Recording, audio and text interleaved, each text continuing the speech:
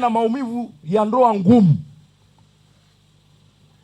Ndoa ngumu, yaani uko na mwanaume ambaye ni mgumu, mwanaume ambaye hashauriki, anarudi nyumbani hana muda na wewe, yuko busy na simu.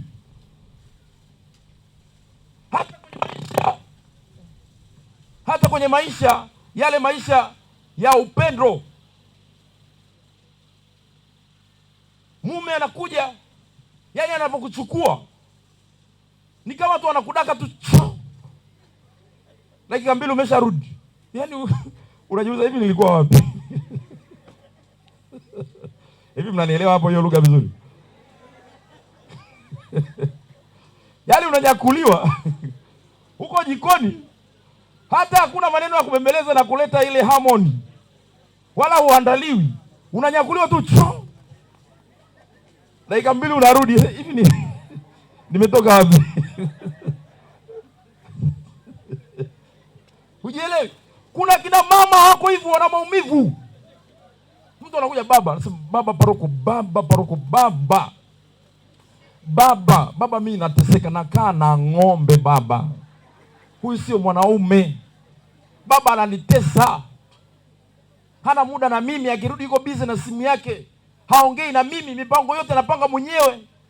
Akifuata leo password za benki hatujui, amenunua viwanja vya siri, ameshirikisha madalali, mimi sijui chochote. Akidondoka kama leo, sijui chochote baba. Nikimwambia anakuwa mkali kama mbogo. Hivi unategemea mama kama huyo uje mwambie kwamba ana amani? Hana. Kwa kuna watu wanatembea na maumivu ya ndoa ngumu, waume hawasikilizi. Mama anatembea na maumivu. Yaani sasa hivi ukiona ndoa imetulia, kuna mmoja ameamua kujishusha ili mambo yaende. Ameficha kombe mwanaramu apite. Lakini nikuulize, nikuchallenge kidogo. Hivi kati ya hawa wanaume wawili, tuseme unapiga magoti unamuomba Mungu, Mungu naomba unipe mume mchapakazi. Alafu Mungu anakupa mchapakazi ambaye anabeba simenti, anapakia kwenye malori. Si umeomba mwanamume mchapakazi? Tuachane na hiyo. Kwa mfano, unapata mwanaume ambaye ana pesa lakini hana muda na wewe. Yaani ukimwambia mume wangu sina milioni 2 hizo hapo, dakika 2 milioni 5 hizo hapo, hujakaa hivi milioni 20 hizo hapo, niko busy kidogo naenda Songea, dakika 2 nitarudi. Hana muda na wewe. Yaani wewe una pesa, yaani hata ukienda Wawata huko unaweza kuchangia michango, kuna wamama umewanunulia vinguo wanajisikia vizuri, yaani, lakini mume wako hana muda na wewe. Hizo zote unapata kwa mume wako, lakini hayupo. Siku anakuja unasema angalau leo basi hata aje. Ile amekuja tu unamkumbatia, unamwandalia hata maji. Unashangaa amepata simu, gari lake limedondoka Chalinze. Huyo anaita boda inampeleka, anaenda. Mwanaume kama huyo hana muda na wewe. Au mwanaume ambaye muda wote yuko na wewe, yaani ukienda jumuiya yeye amebeba shajara.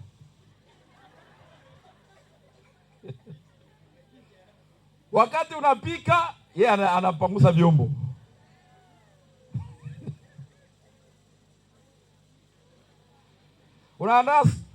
Unaandaa chai, yeye ameenda kununua sukari. Yeye yupo muda wote, yupo. Wakati wa jioni sala anaongoza yeye, na wewe unatoa maombi. Option hapo nakupa. Alafu jioni wakati anataka kutoka anakuambia, mke wangu una jero hapo? Unaweza kunazima jero hapa nitoke hapa narudi sasa hivi. Na akienda hakai, anarudi. Muda wote yuko na wewe. Kati ya hawa wawili unataka yupi? Chagua mwanaume unaomtaka wewe, wa kukuletea amani ya roho. Kweni wa kweli. Unataka yupi? Mwenye pesa ambaye hayuko nyumbani, au ambaye hana pesa lakini yuko na wewe muda wote?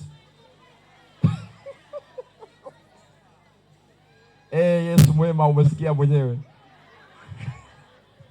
Kwanza leo msije mkawasumbua maparoko basi. Kumbe mnajua kupambana na hela dalali zenu. Mmesema wenyewe mwenye pesa. Kama kuna mwanaume yote yuko hapa, naomba utafute pesa mwanaume. Hali yako mbaya. Unaweza ukapiga kelele nyumbani, kumbe hela hazipo. Unahubiri anakuangalia tu. Na niliona clip moja hivi kwenye mtandao. Inaonyesha jinsi mwanamke anapomwangalia mwanaume ambaye hana hela. Anavyoonekana mbele yake. Sasa wanaonyesha mwanaume ambaye amesimama hivi, alafu mwanamke akijitokeza akimwangalia yule mwanaume, unaona mbuzi ambaye amekaa. Yaani nyie wanawake mna Mungu atawachapa mjue. Kwa hiyo ndoa ngumu, nimeongea tu hivyo, lakini ndoa ngumu ni kati ya vitu ambavyo vinafanya kina mama wengi wanatembea na maumivu. Hata ukiwaambia kuhusu amani, hawana amani. Hawana amani. Hii uangalie. Maumivu mengine yanasababisha watu wakose amani ni maumivu ya kuto kuthaminiwa. Kuto kuthamini. Yaani mchango wako hauthaminiki. Kama nilivyosema pale, kukataliwa na kuthaminiwa nataka kuendana. Lakini kuna baadhi ya watu wenye maumivu ya dhambi za zamani. Maumivu ya dhambi za zamani. Kuna watu hawajajisamehe. Kuna mwanamama ana historia, pengine alilala na kibabu fulani kilisha kufa, lakini akiwaza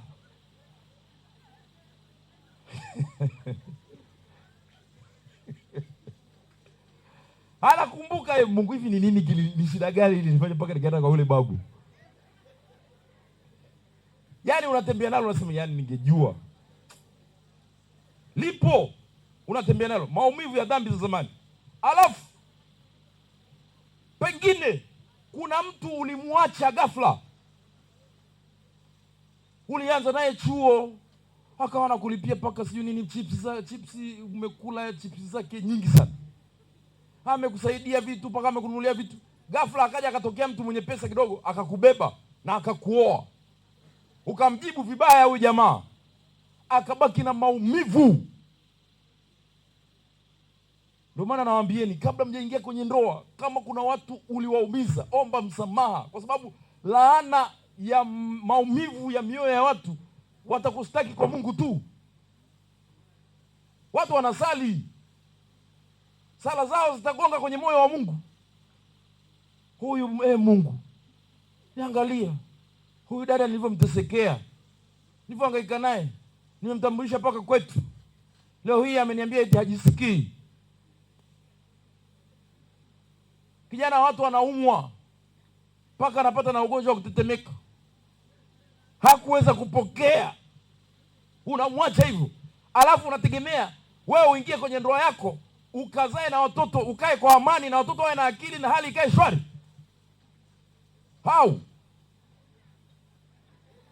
Mtu amesema hakuna, na mimi nakuambia huwezi kupinga namna hiyo. Atasa. Kwa hiyo naombeni jamani, kwa upande wa wanaume, wanawake, kuna maumivu mliwasababishia watu kabla mjaingia kwenye ndoa. Kuna watu mliwachezea mkawaumiza, pengine ni wengi, na pengine wengine wapo hai. Kama wengine wameshakufa, naomba ukawaombee misa. Omba misa kwa ajili yao. Kama yuko hai, mpigie simu, omba msamaha. Atakuletea noma sio ni gani, lakini bora umeshasema naomba unisamee, sikukujibu vizuri, nilifanya vibaya. Sio vizuri kuacha maumivu kwenye moyo wa mwanadamu mwenzako. Atakustaki kwa Mungu tu. Utashangaa hiyo laana inahamia hata kwa watoto wako. Unaoa mke, yani anakupigisha tizi mpaka unamkumbuka huyu yule mwacha kwa ukatili. Wapo wanaume wamewacha baadhi ya kina mama. Mimi kama wiki 2-3 hivi, kuna msichana mmoja alinipigia.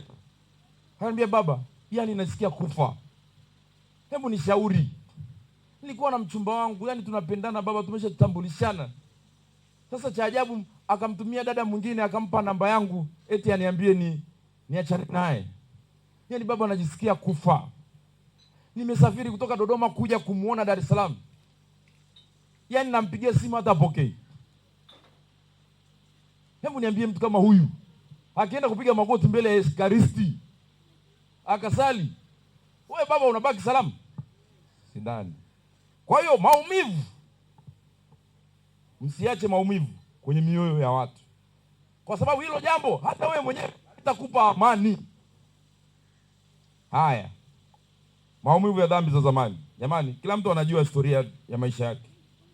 Ungama dhambi zako, na ukiungama amini kwamba umesamehewa. Mambo ya kuzigusagusa kama mtu mwenye kidonda kichwani. Mtu mwenye kidonda kichwani ni vigumu sana kuvumilia. Ni sasa na mtu aliyevaa wigi. Atajikuna tu kila wakati. Kidonda cha kichwani huwa unakigusagusa kila saa. Ni mfano tu jamani. Haya. Kitu kingine, kuna maumivu ya kuishi na siri nzito moyoni. Umewahi kusema kwenye mtandao hii? Maumivu ya kuishi na siri nzito moyoni. Hii inatafuna.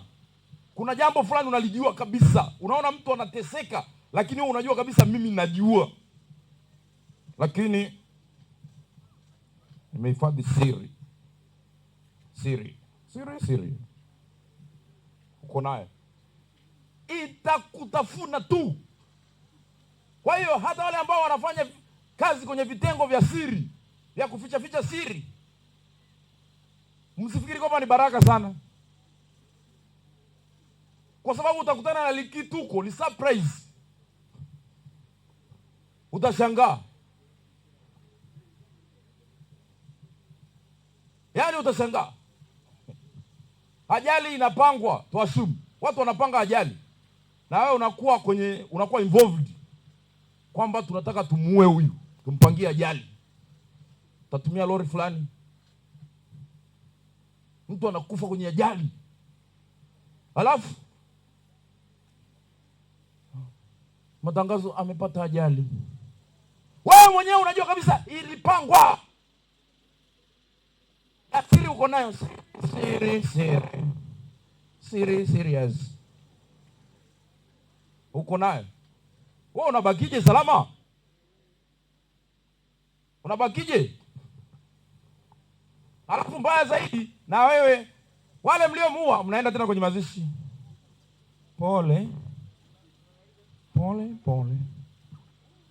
Amwangalia nani? Mtajiji.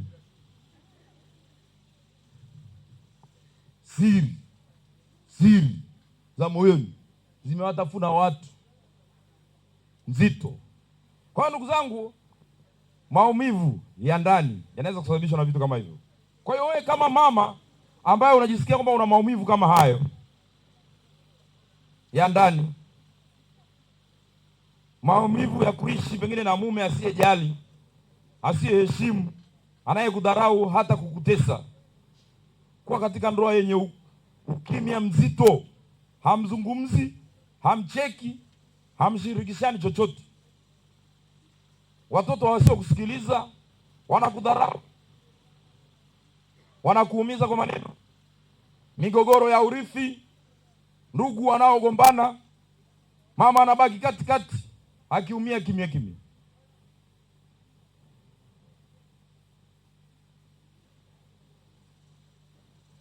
Maumivu ya kujitolea sana lakini hauthaminiwi.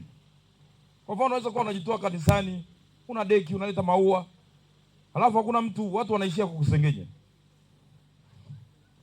Unaanza kusema watu wananiambia natembea na paroko. Na utasengenywa ukiwa wota. Tena ukiwa wewe unajitoa kwa ajili ya kuja kanisani na unaonekana mazingira yetu hapa. Yaani hiyo dhambi ya kutembea na paroko hiyo ni kawaida. Vigezo na masharti kuzingatiwa. Hiyo lazima uambiwe. Wale viongozi ambao ni vierere wetu, mnaleta tu taarifa ili mambo yaende vizuri. Watu wanawachukulia, yani ukiona mtu namna hiyo ni mtu ambaye anatamani kuingia huko lakini hawezi. Basi inabidi atengeneze formula.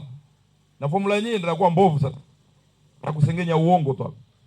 Sasa mtu kama huyu lazima ataumia tu, akisikia naweza kaumizwa. Na ndio maana utakiwa uwe very strong. Kwa hiyo kujitolea sana, lakini watu hawakuthamini, kuumizwa na maneno ya wenzako, pengine hata wenzako kusingiziwa, kuonewa wivu, kujilaumu kwa makosa yako ya zamani, pengine mimba kwa mfano, uhusiano usio mtakatifu, maamuzi mabaya uliyoyafanya zamani. Haya yote yanakufanya ukose amani, kuishi na aibu ya mambo yaliyotokea zamani ambayo huwezi kumwambia mtu yeyote. Huku nayo utakosa amani. Hivi vitu vyote nakwambia hivi ili uviguse, alafu nikueleze ni wapi unaenda kuvicheulia sasa. Kujiona hufai mbele ya Mungu, lakini lazima ujifunze kuwa kama mwana mpotevu. Mwana mpotevu baada ya kujijua kwamba alipojitambua aliamua kwenda kwa baba yake. Na wewe nakuomba uwe kama yule mwanamke pia aliyekuwa anatoka na damu. Amka, nenda kaguse pindu. Amka, rudi kwa baba yako. Baba yako atakuvalisha taji, kwanza na kuvalisha paka pete, na ng'ombe mkubwa anachinjwa, unakaribishwa. Sasa wewe unajiua kwa maumivu yako ya zamani. Haipaswi kuwa hivyo. Yesu anatambua maumivu yako hata kama wengine hawayaoni. Watu walikuwa wengi yule mama alipoenda. Yesu akatambua huyu mtu amenigusa kwa imani. Nenda na wewe kamguse Yesu kwa imani. Akaambiwa imani yako imekuponya. Na wewe maumivu ya ndani lazima uende kamguse Yesu kwenye Ekaristi. Hapa tunamgusa Yesu si tu kwa pindo la vazi, bali kwa mwili na damu yake. Kama msema hapa tena, ipo damu ya Bwana wetu Yesu Kristo, mnaiabudu. Nendeni mkaguse, msibaki na maumivu yenu. Mwanamke aliyeumia ndani anaweza kuja mbele ya altare na kusema kimya kimya, Yesu, ninakuletea maumivu yangu ya ndani, niguse, uniponye. Sakramenti ya upatanisho, ungama. Hapa tunamwambia Yesu, kweli Yesu, naomba usinisahau. Hapa tunapokea msamaha, tunapokea amani, tunapokea nafasi ya kuanza bila kubeba lawama za zamani. Nenda kaungame, kung'uta, utoke huko.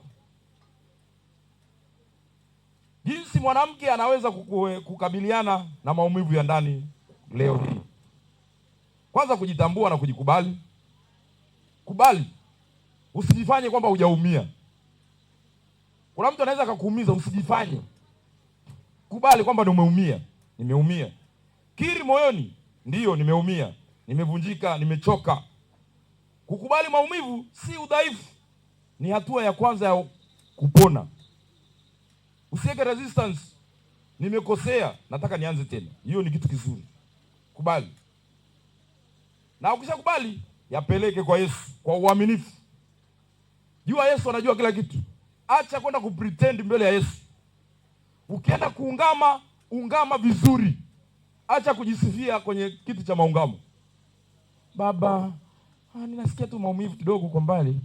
Kwa kweli nimekuja tu. Unajisifia nini? Unajua Mtakatifu Padre Pio alikuwa anafukuza watu kwenye kiti cha maungamo kwa sababu watu walikuwa wanaenda kujisifia kwenye maungamo. Alikuwa hataki. Kwa hiyo ndugu zangu, yapeleke maumivu kwa Yesu. Omba kweli kweli, sala ya kweli. Haya ndiyo maumivu yangu, Yesu niponye. Kuwa mkweli. Tumia pia hata zaburi za kilio kama ile Zaburi ya 6:13, Zaburi ya 22, Zaburi ya 42, Zaburi ya 130. Mweleze Yesu bila kujipamba. Usijipambe. Mwambie ukweli. Tafuta pia msaada wa kiroho, kiushauri. Padri, nenda kwa padri, ongea na mapadri. Mapadri watu gani? Wapo. Mweleze. Atakachokushauri huwezi kufanana, huwezi kubaki hivyo hivyo. Ongea na padri, msimamizi wa kiroho. Kuna watu wengi hawana hata msimamizi wa kiroho. Kuna watu hata hawana prayer partners. Wewe kama mwanamama, acha kujitenga na kundi. Uwe kama yule Dorcas, kitabu cha Matendo ya Mitume sura ya 9 mstari wa 36.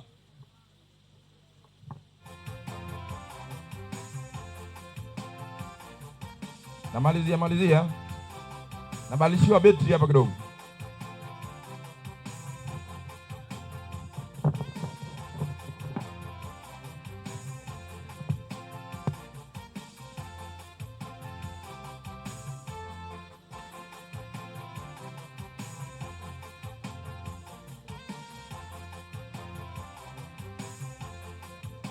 Jamani, nisiwashindilie mambo mengi sana. Namalizia jamani.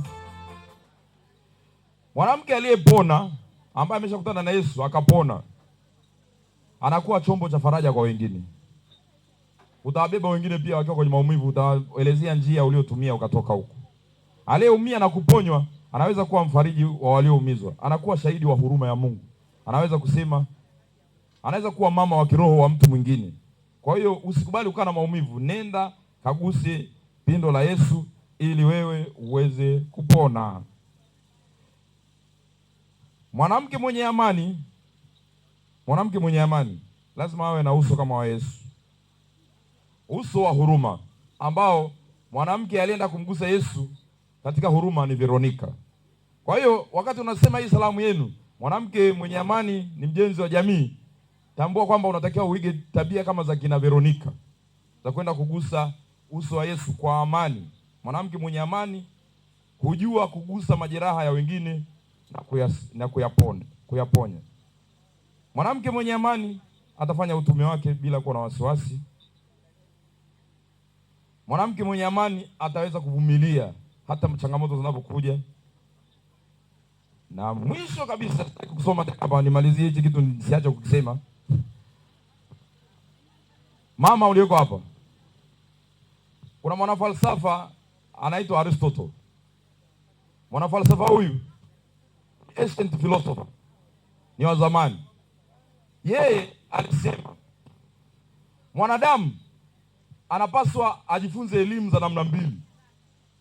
Elimu ya kwanza ni elimu ya akili na elimu ya pili ni elimu ya moyo. Elimu ya akili ni kama kujifunza hesabu, Kiingereza, sayansi. Hiyo ni elimu ya akili. Elimu ya moyo ni kama huruma, upole, maadili mema. Elimu mbili. Kwa hiyo akili, ikiwa umejifunza elimu ya akili peke yake, ukaacha kujifunza elimu ya moyo, unakuwa mtu hatari sana. Umejifunza elimu nusu. Kama una akili ya kichwani tu, alafu una akili ya kiroho, unakuwa ni mtu hatari sana. Kwa mfano, mtu mwenye akili tu, elimu ya akili peke yake, anaweza akawa tapeli mwenye lugha nzuri sana. Anaweza akawa fisadi mwenye maneno mengi, au kiongozi asiyekuwa na huruma. Ukiwa mtu wa moyo peke yake bila kuwa na akili, utakuwa fanatic. Yaani unakuwa ni mtu wa dini, unaamini mambo ya kimungu lakini hautumii akili. Ndio ile unasema mimi sihitaji kwenda hospitali, nitapona kwa jina la Yesu. Au unasema naomba nichemshe maji nijimwagie kwa jina la Yesu, yatapoa. Hujatumia akili. Aristotle anasema elimu ya akili na elimu ya moyo vikishirikiana unakuwa mtu smart sana. Wakati Mama Tibaijuka alipokuwa anaongea, mimi nilikuwa nimepata concept ya Aristotle, kwamba alikuwa anasema, unajua wengine tulitengenezwa na masista, tulijifunza vitu lakini hatukuwa hivyo. Wewe unajua, unafikiri kwa nini serikali inawapenda wa seminari? Kwa nini serikali inapenda kuajiri wa seminari? Wamejifunza elimu ya akili na ya moyo. Mtu mwenye akili ambaye hajui kukontrol hasira zake ni hatari. Mtu mwenye akili alafu hana huruma ni hatari. Ndio maana unamwona mama hapa anavyoongea, manake elimu zote alielimisha moyo na akili. Ndio maana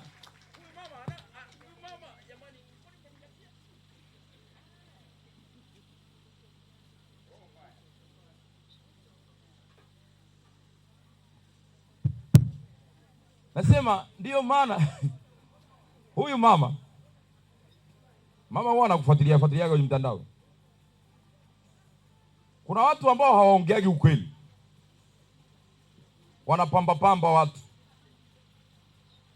wanakuwa kama mbwa aliyerushiwa mfupa, hawezi kupeleka message.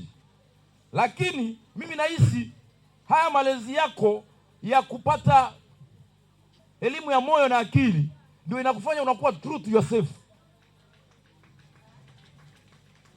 Anasema vitu unaona kabisa, unasema hii ndio PhD yenyewe hii.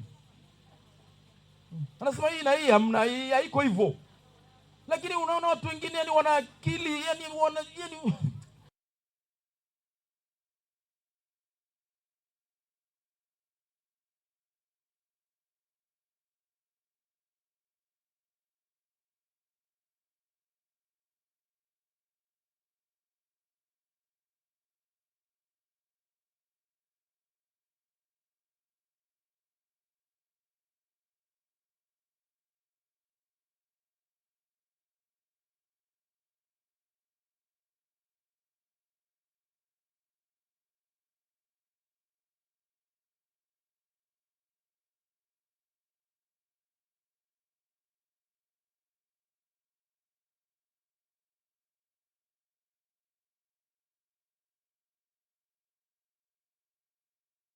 weka. Na nyie waumini ambao umerushiwa mifupa, mnaogopa kuongea, mna cha kujibu mbele ya Mungu.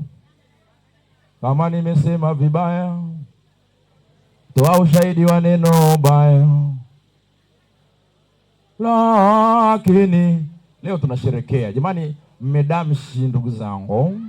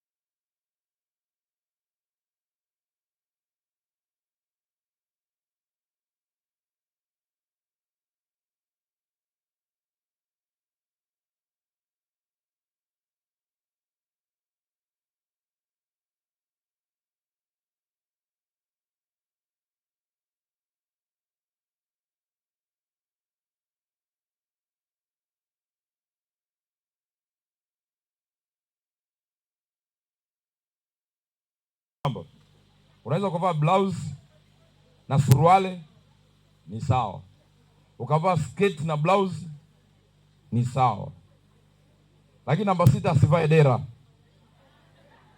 kwa sababu dera linakujikusanya hapa juu. Mama ananikwajika hapa jamani, semani kwa usumbufu. Namba 6 asivae dera. Watu wakikushauri unaanza kusema unanionea, mimi natoa tu password. Umbo namba 6 ukivaa dera linajikusanya hapa juu, unakuwa kama nyigu, hauvuti. Umbo la mwisho namba 1. Namba 1 maana yake umeshuka.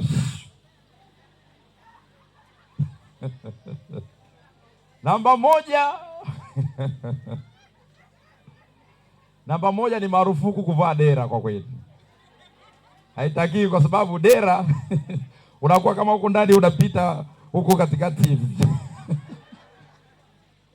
Asante baba, asante. Huko katikati unapita huko katikati. Namba 1 kuna nguo zake, unajua mmoja, na kadhalika na kadhalika. Mama, kazi unayoifanya naomba ikutunze. Najua unapambana sana, kuna watu unawalisha hawana muda na wewe, lakini pia upate taka muda ujinunulie kitu. Nunua basi hata kawigi, jirushia tuko. Weka. Rushia huko kawigi, uonekane basi hata yani angalau upendeze. Kuna kangua, asante mama. Upendeze, uonekane kwamba nunua hata marashi, jipake kidogo, usindukie tu jasho. Hata unaona leo umejipaka paka angalau umedamshi, jipake tu. Epuka kujiingiza kwenye matatizo ambayo yanakufanya unakosa amani. Usiende kucheza michezo mitano, unawaza rejesho muda wote, utakauka. Jamani, mdomo. MC, asante. Asante sana baba. Jamani, naomba wote tusimame. Aha, tusimame. Ambaye amekaa maana yake hizi nondo ndo zimemchoma zaidi, kaumia ama Mpige yale makofi matatu ya nguvu ya kina mama kwa ajili ya Father Case. Alafu wakati huo mnafanya hivi, tunaimba wimbo mmoja wa utukufu, alafu tunashukuru kwa maneno mazuri tuliopewa na nondo tulizozipata. Utukuzwe we Baba Mungu, utukuzwe.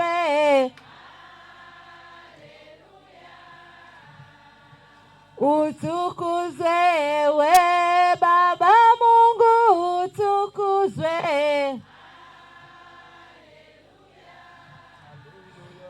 Utukuzwe.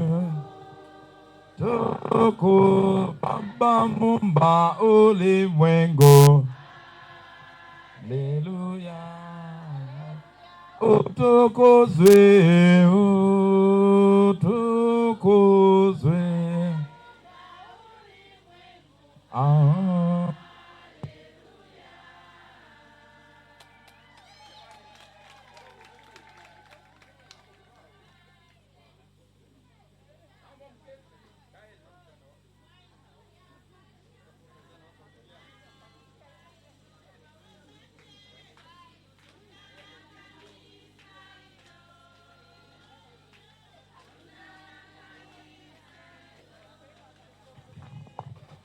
Asante.